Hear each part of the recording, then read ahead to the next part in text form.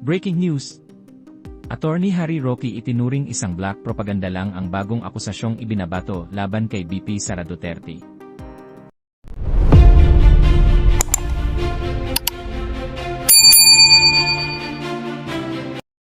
Mariing itinanggi ni dating presidential spokesperson Attorney Harry Roque ang mga bagong akusasyong ibinabato laban kay Vice President Sara Duterte, kaugnay ng sinasabing pag-ugnay nito sa mga pogo operator at drug lords batay sa affidavit ni Ramil Madriaga. Sa kanyang Facebook Live, iginiit ni Roque na paninira lamang ang mga alegasyon at posibleng bahagi umano ng isang mas malawak na operasyon laban sa Vice Presidente. Ayon kay Roque, may posibilidad na nakipag-ugnayan umano si Madriaga sa administrasyon upang siraan si VP Sara, kapalit ng pag-asang madismiss ang kinakaharap nitong kasong kidnapping. Nilinaw rin ng dating tagapagsalita ng Malacanang na hindi personal na kakilala ng VP Sara si Madriaga, taliwas sa mga lumulutang na pahayag na may malalim umano itong ugnayan sa kampo ni VP Sara. Dagdag pa ni Roque, ang sunod-sunod na akusasyon ay senyales umano ng desperasyon ng administrasyon, na ayon sa kanya ay pati ang sistema ng katarungan ay nadadamay na sa politika. Anyway, ang pag-usapan po natin ngayon ay ang pinaka-latest na black propaganda laban kay VP Sara, na di umano ay siya'y tumanggap ng pera galing sa mga pogo at galing sa mga drug lords nung huling eleksyon. Unang-una po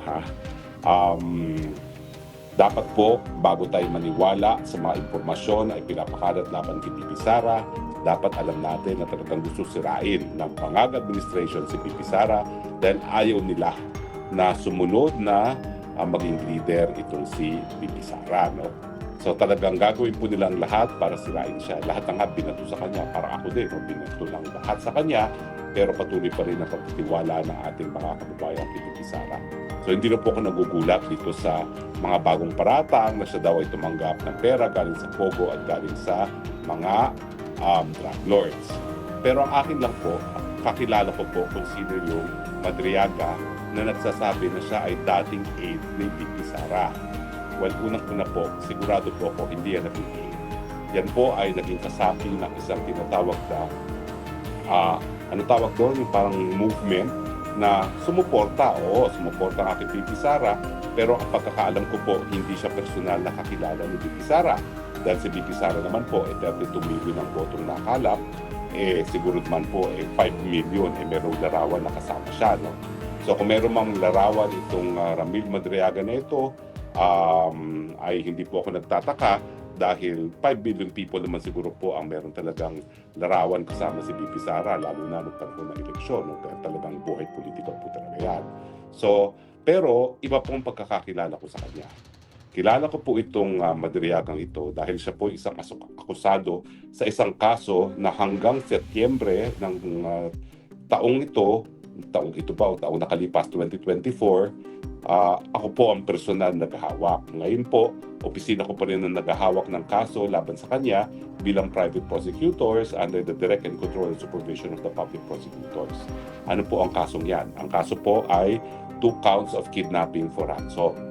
Now, syempre po, yan ay nakabinbin sa hukuman. Hindi po natin po pwedeng sabihin kung siya ay guilty or not guilty dahil hindi pa po napapatunayan. Alam ko naman po yan, yung sub judice rule, At bawal sa akin bilang isang partido sa kaso na yan na sabihin siya ay guilty na. Pero, dumaan po sa proseso naman itong kaso labang kay Ramil Madriaga at ang nangyari po dito ay humingi siya ng bail. Sang-ayon po sa ating saligang batas, ang bail naman po is a matter of right except when evidence of guilt is strong sa mga heinous crimes. At matapos siya humingi ng bail, yan po ay hindi napagbigyan ng hukuman dahil ang sabi ng hukuman, the evidence of guilt is strong. Ano ba yung mga ebidensya laban sa kanya? Well, kasama na po dyan yung positibong identification ng mga biktima ng kidnapping ng mga Filipino-Chinese na kasama nga si Ramil Madriaga, kasama yung kanyang pinsan na nangidnap sa kanila at iba pang mga physical evidence gaya ng mga text messages. So hanggang doon lang po ang sasabihin natin doon sa kaso. Pero ang nais kong ilinaw sa inyo, itong impormasyon na siya daw ay aide, ex-aide ni VP Sara ay kasinungalingan po yan. Hindi po siya kakilala ni VP Sara, ang aking pagkakaalam. At pangalawa, kung hindi po ako nagkakamali, nagpa-blatter nga po si VP Sara ng grave threats laban dyan kay Ramil Madriaga kasi binantaan ang buhay ni Pipi Sara at binantaan din po ang buhay ko. Sa totoo lang po, nung hinawakan ko po itong kaso ng Madriaga, binalik po ng kapulisan yung security ko na nabawi na matapos akong matalo ng eleksyon noong 2022. No? Binalik po nila kasi nga daw delikado talaga itong grupo ni Ramil Madriaga. Sa katunayan, matapos po silang mahuli, no? Madakip at mahuli, nagkaroon po ng manhunt para sa kanila, renade din po yung kanyang parang farm, no? Diyan sa Rizal, kung saan napakadami pong baril na nakuha. Nakapagtataka nga po bakit napakadaming baril itong si Ramil Madriaga, bagamat ang naging negosyo po niya ay parang security agency, pero kung titignan niyo po, hindi ordinaryong security agency na naka-blue uniform. No? Para po talaga silang, elite security group na hindi mo alam kung anong ginagawa. At sangkatutak nga pong mga firearms ang na-recover nung siya po ay renade sa kanyang farmhouse dyan sa Rizal.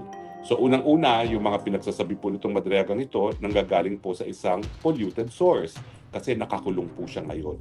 Dahil non-bailable po yung krimen niya na 2 counts of kidnapping for ransom at nagkaroon na ng desisyon ng hukuma na hindi siya entitled na magpiyansa dahil the evidence of guilt is strong. Hanggang doon na lang po tayo dahil bawal pagsalitain ang merito ng kaso.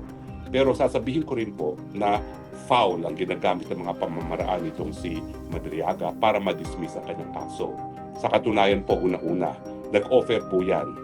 Ginamit ang isang common acquaintance namin ng, kundi po ako nagkakabali, para 5 milyon sa akin yung mga panahon na yon para ibenta ko yung kliyente ko at ipa-dismiss ang kaso.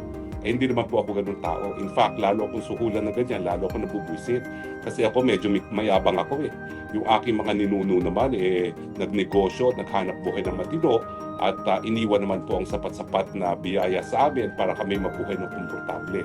So hindi po ako nabubulag dun sa 5 million niya para ibenta yung aking kliyente. At kaya naman po kahit ang mangyari, hindi ko binibitawan yung kliyente ko. No? Dahil lalong nag-isip siya na mabibili niya ako para ibenta yung kliyente ko, lalo naman akong naninindigan na dapat ang biktima ng karumadubad ng krimen ay magkaroon ng katarungan. Yan naman po ang dahilan kung bakit ang buong karera ko bilang isang abogado ay halos lahat ng kaso ko, ako po yung private prosecutor. Dahil ako rin po ay palaki ng isang public prosecutor. Gusto ko sana maging public prosecutor, kaya lang talagang hindi sapat ang sweldo niyan. Kaya ang buhay ko, buong buhay ko, private prosecutor. Except for one time na yung kliyente ko na dating Vice Governor at Provincial Administrator ng Masbate ay nadepensahan ko successfully sa Sandigan Bayan doon sa tinatawag na voucher scam. Once lang ako naging defense counsel sa buong buhay ko at 35 years of practice na po ako. Puro private prosecutor talaga ako at saka international arbitration. So, bukod dun sa panunuhod sa akin, ano pang ginawa ni Madriaga, ang ginawa po niya at dokumentado po yun ay nag-file siya ng separate kaso dun sa isang lupa sa Bataan na binili ng isang kumpanya na meron din akong interes at inakusa kami na kami daw po ay mga land grabbers. Na-dismiss na po yung kasong yan ng DARAP, no? Pero meron din silang kaso sa ombudsman, hindi pa pinapansin ng ombudsman kasi ang ombudsman gagalaw nang naman sila sa mga kaso na mayroong prima facie case. No? Ang kaso kasi na sinampa nung di umano, dinan-grab namin ay sinasabi na pineke ang pirma. Samantalang established naman po na humarap siya sa notaryo at saka pirma niya yon, ay may mga larawan pa nga po na siya ang pumirma dun sa kontratang yon. So nagtataka po ako kung bakit ngayon sinasabi niya na land grabbing daw yon. But in any case, wala po akong direct involvement sa kasong yon dahil hindi naman ako pumirma ng kahit anong kontrata doon sa kasong yon, no? At gaya ng aking sinabi, dinismiss naman po ng DARAP yang kasong yan. Bagamat itong si Ramil Madriaga ay, nagbayad po ng mga vloggers na sinasabing ako daw po ay land grabber, kaya naman namin na-booking siya kasi yung isa na nagpanggap na biktima nakita namin sa isang larawan na kasama niya sa isang pagtitipon, no? Pero yung babaeng yon ay nagpanggap na biktima. As in, officially, nagpanggap siya na biktima, pero kung hindi namin nakita yung Facebook picture ng babaeng yon, hindi namin malalaman na talagang kaibigang matalik pala yan ni Madriaga. So, ganyan po ang kanyang mga pamamaraan. So, ano ngayon ang ginagawa nitong Madriaga ito? Obviously, siya ngayon ay nagpresenta sa mga bangag na maging di umano whistleblower labang kay VP Sara kapalit na ipapadismiss ang kaso niya. Alam niyo, malungkot, napaka-advanced na po ng kasong yan. kung hindi po ako nagkakamali, hindi naman bababa sa 12 ang naging testigo namin dito sa kasong ito at isang testigo na lang po ay magre-rest ng prosecution. Kasi magaling po yung judge dyan eh. Doon sa petition for bail, sa loob ng 10 araw ata, napakabilis yung panahon na yun, talagang pinapresenta ang pinakamalalakas ng mga ebidensya namin. At kung hindi ako nagkakamali, hindi naman bababa sa 8 testigo ang napresenta ko sa loob ng 10 araw lamang, no? Sana nga po lahat ng judges sa Pilipinas gaya ng judge namin, no? At matapos yung mahigit kumulang 8 testigo, nagdesisyon nga na malakas yung ebidensya at hindi po pwedeng mag-bail, no? So, in any case, ang sinabi niya siguro dito sa mga bangag administration, sige, idadawit ko si Bibi Sara kapalit na ipadismiss yung kaso ko. Paano nila mapapadismiss? Nako, yung private complainant po, mga Filipino-Chinese, kung ano-ano pong nangyayari, na-raid ang kanilang negosyo, na sa tingin ko naman, yan ay isang pamamaraan para ma-pressure siya na pumayag na ma-dismiss ang kaso laban dito kay Tiaga. Sa akin, bakit naman po ganito? Mantakin niyo po, heinous crime ang nangyari. 2, hindi isang Filipino-Chinese sa mga kabataan ng kidnap. At talagang mahigit 10 araw pa po ang nadetina yung mga bata at nagbayad po ng ransom yung mga magulang, no? At mabuti na lang po nagkaroon po ng bypass yung dun sa pagbabayad ng ransom nagkaroon ng operasyon at dun nahuli nga po yung mga co-accused ni Madriaga, no? Kasama na yung first cousin niya. At actually po, may mga namatay dito. 2 kidnappers sa pinaghihinalaan ang napatay po, yung nagkaroon ng putukan, at isang pulis. Naku, nakakaawa po yung mga batang pulis, batang-bata, no? Na pulis na taga Mountain Province, kung hindi ako nagkakamali, artistahin pa naman, no? So 3 po ang namatay doon sa operasyon para ma-recover yung 2 Filipino-Chinese. Bakit naman ganitong karungal-dumal ang kriminal neto? Bakit papayagan ng kahit sinong administrasyon na ma-dismiss kapalit lamang para idiin ang kalaban sa politika na si Inday Sara Duterte? No? So tingin ko po, desperado na talaga itong administrasyon neto at binababoy na pati ang sistema ng katarungan natin. Hindi ko po alam kung mape-pressure yung mga magulang ng mga kabataang ito para i-dismiss ang mga kaso. Sana naman po hindi. Pero sa mga balitang nalalaman ko po ngayon, at ang pakiusap nga niya wag na ako magsalita daw dahil baka lalo silang ipitin, nako, baka nga po at some point bubigay, wag naman po sana dahil pag napalaya na naman itong mga ito, baka kung ano na namang krimen ang mangyari. Alam niyo po, sa katunayan, bago pa sila makasuhan dito sa kasong ito, na-convict po itong Madriagang ito for kidnapping, kasama din yung pinsan niyang buo. Kaya lang po, dahil yung mga panahon na yon, merong automatic death penalty, ang parusang napataw po ay death. At during the automatic review, kasi lahat po ng death penalty subjected to automatic review, na-reverse po ang desisyon. Siguro po, naisip na hukuma na kahit sino hindi dapat mapatawan ng parusang kamatayan, no? Kaya sila ay na-absulto. Pero nakulong na po yan, na-convict na po yan, kaya nga lang po, na-reverse on automatic appeal dahil death yung naging parusa. At si Chavit Singson po ay nag-file din ng kaso ng extortion dito dahil hinihingan siya ng 50 million di umano para wag ibulgar ang impormasyon na nalalaman niya di umano laban kay Chavit Singson. No? Pero hindi po siya inurungan ni Chavit Singson at sinampahan din ng extortion case. No? Hindi ko lang po alam kung ano nangyari dyan sa kaso niya. So yan po ang karakter na ngayon ay nagpipresenta na aid ni Bibi Sara na di umano ay tumanggap ng pera para kay Bibi Sara. Take note po, no, sa kanyang sinupang salaysay, wala naman po siyang sinabi na diretso niyang binigay ang kahit anong pera kay Bibi Sara. Ang sinasabi lang niya, yung isang beses binigay niya dun sa isang naging aid ni Inday Sara na pinasisinwalingan naman ng aid at isang beses sa kotse daw na nagpalitan at kinuha yung kotse.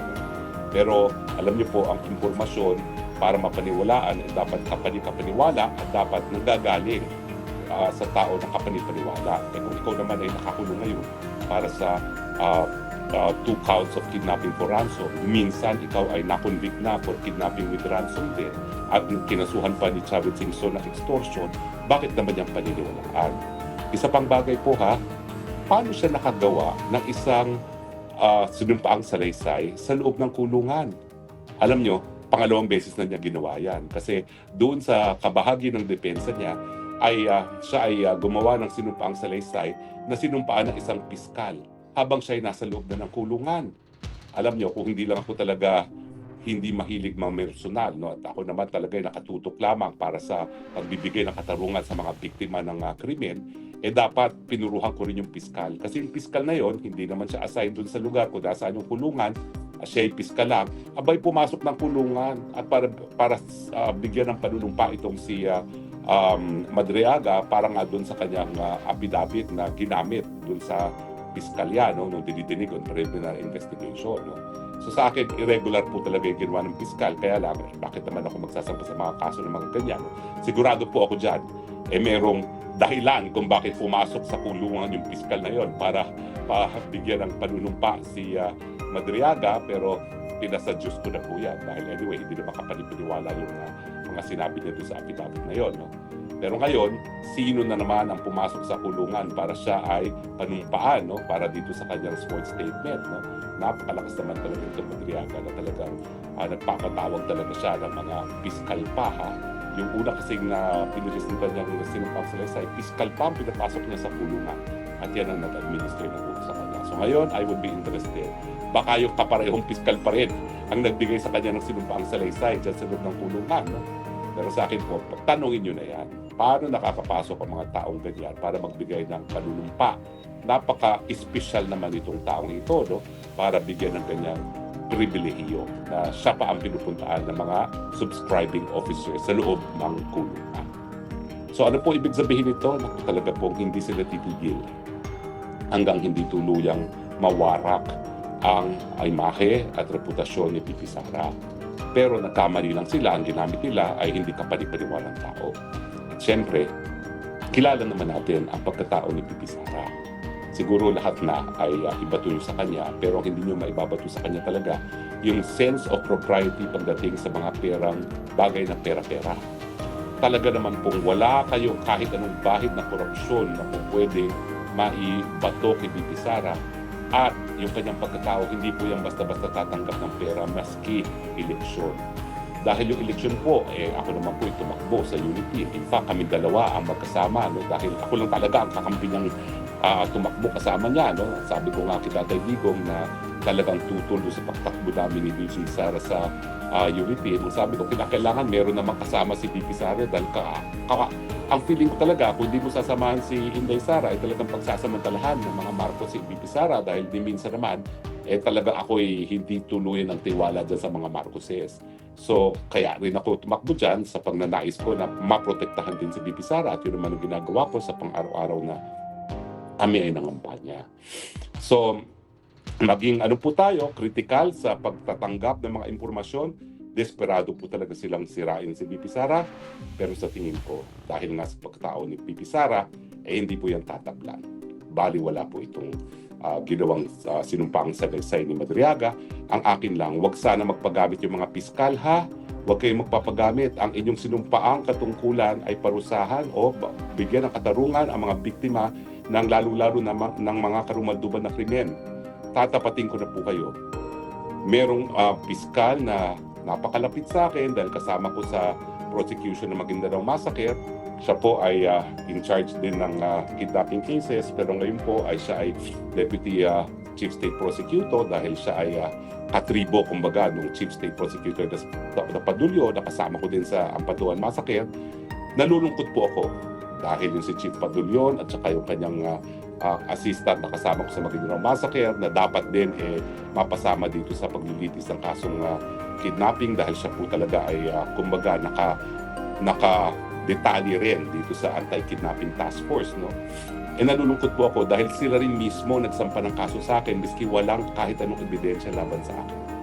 Ang iniisip ko na lang, trabaho lang. Kasi syempre sila ay mga career naman, hindi naman po pwedeng tangkihan ang mga bossing na mga politiko, no?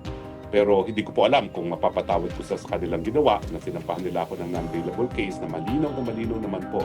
Ang ebidensya lang nila yung testimonya ng PAGCOR na sinamahan ko si Cassandra Ong at saka yung pangalawa yung ilang tawag na ginawa ko kung okay na ba mga papeles, no? Wala namang masama dahil sinabi naman talaga ng PAGCOR, hindi naman ako ng braso follow-up lang talaga, tanong lang, ano naman ang krimen doon, no? Kinasuhan ako. Ito mga same piskalya po, same piskal, ang siya rin magdedesisyon kung ipapadismiss ang kaso. Wag naman po, sobra na kayo magpagamit. Nung kayo po ay nagpagamit para ako kasuhan na walang ebidensya, okay na po yun.